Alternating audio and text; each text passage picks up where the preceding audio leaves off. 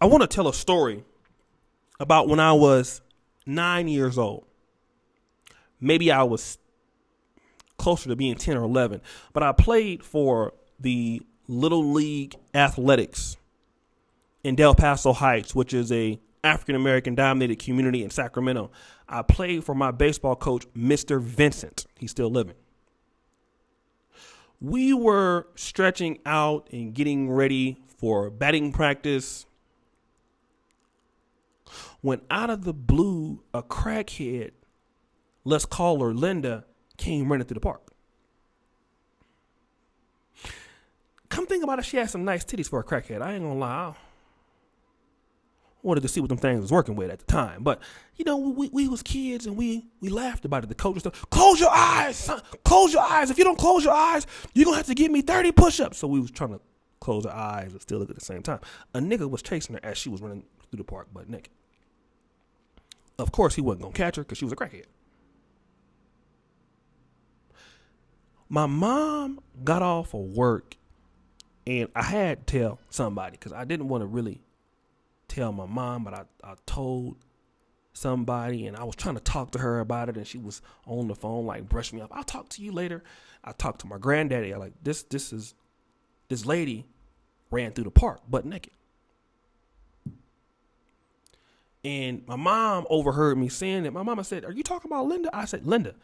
She said, "Linda was one of the most beautiful women in this city.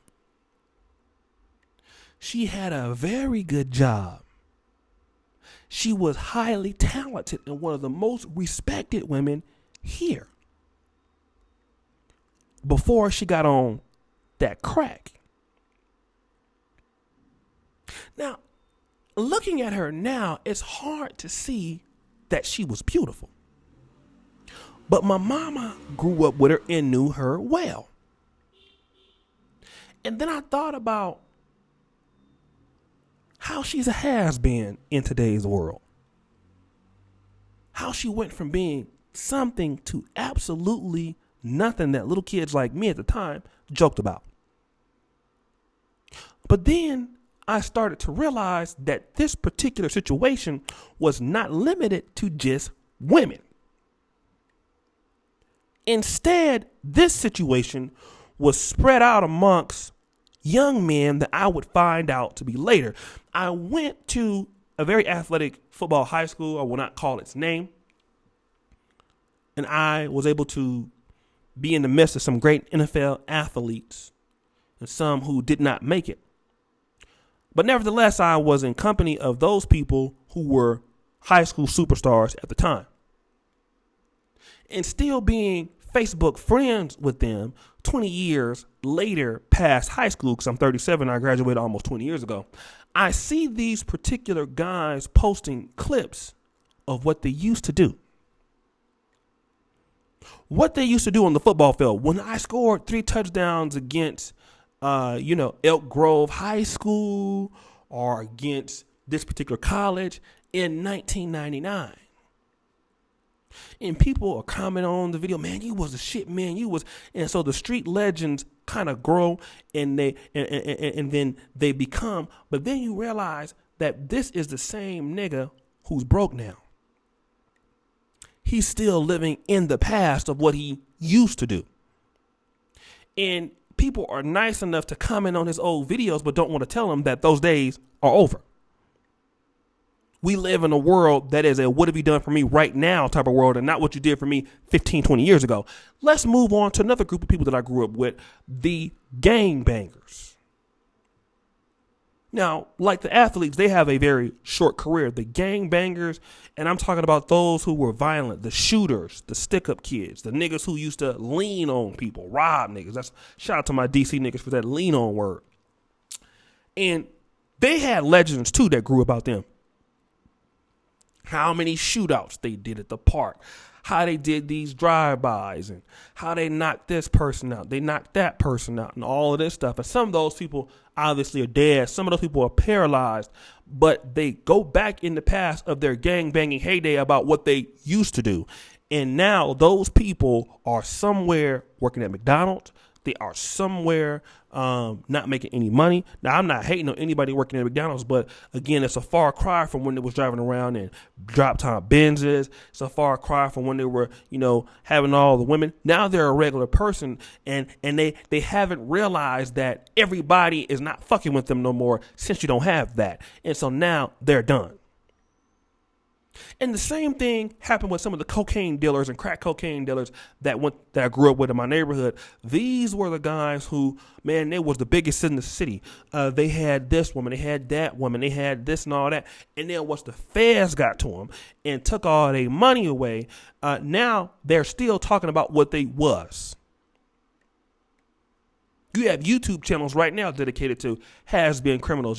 Shout out to Al Prophet. He talks about that. Shout out to another brother, Mob Ties. They talk about all these guys they used to do and used to be. A lot of these guys still right now have nothing but that legend, if they're not dead. And these are a group of brothers who, when they were young, they invested only in social skill sets, but not skill sets that would make them valid in today's world.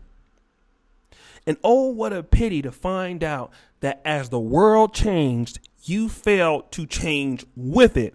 So therefore you get left behind, and now you are I used to be ass nigga. And then you get depressed and you get on crack. Or you get depressed and get on heroin. Or you commit suicide because life has passed you by. And there was a saying that says time waits for no man. And this is true. And every time that you look at a bum on the street, every time you look at somebody who's going through something, most of the time, those people used to be somebody. See, everybody who's a homeless bum, how they got there is not how they always been. That's what we think. When you see a bum, you're like, oh, you sticky, you messy. Some of those bums were lawyers at one time, believe it or not. One of the best bums that I ever heard a story about was a guy that was out there begging for change, and somebody's granddaddy said, you see him? Yeah, I see him. He used to be the best lawyer in the state of Ohio, and he used to be. Not that he is, but he used to be. And see, this is what I'm telling brothers right now, that if you do not change with this world, it leaves everybody behind. Nobody is safe. Everybody gets passed up. Even right here on YouTube, as I'm giving you videos right now, I'm not going to be able to be on YouTube forever. My time will be up. Kevin Hart's time will be up. LeBron James' times will be up. And somebody else pushes you out the way, whether you like it or not. And if you are not ready, all you're going to be is another nigga on the street with no teeth, sitting back talking about what you used to do. You used to go to Brazil. You used to go to the DR. You used to have this and you used to have that. And then people looking at you like, nigga, why you don't have it right now? And then when they do, you ready to fight a motherfucker. And it is so important to not become one of these people. Because just like how you laughed at crackheads when you was young, just like how you laughed at bums when you was young, and then you become them and people laugh at you, you're going to want a motherfucker to show you some mercy. Although you didn't show nobody no mercy when you was coming up. Do you understand what I'm saying, brothers? So this is what I'm talking about. This is what I'm talking about. This is what I'm talking about. This is very important. Change with the world. Because the world is changing without you. And if you are not there, you're going to get left behind. And it's always ugly. So I want to just shout out to everybody, man. I've been wanting to do this video for a minute. I want to appreciate all the people who have really supported me in everything that I've been doing. I want to thank you for listening to the podcast. I do this show for black men to really help brothers understand that you have an opportunity right now. Every day you have a chance to do something with your life. And look at somebody the next time you go down the street and look at somebody and when you see that somebody that's homeless, somebody got there. And usually they got themselves there for lack of planning And just like they're there, you could also be there. And you could be, I used to be a truck driver. I used to have this. But all it takes is a few bad decisions for you out there with they ass too. So subscribe to this channel.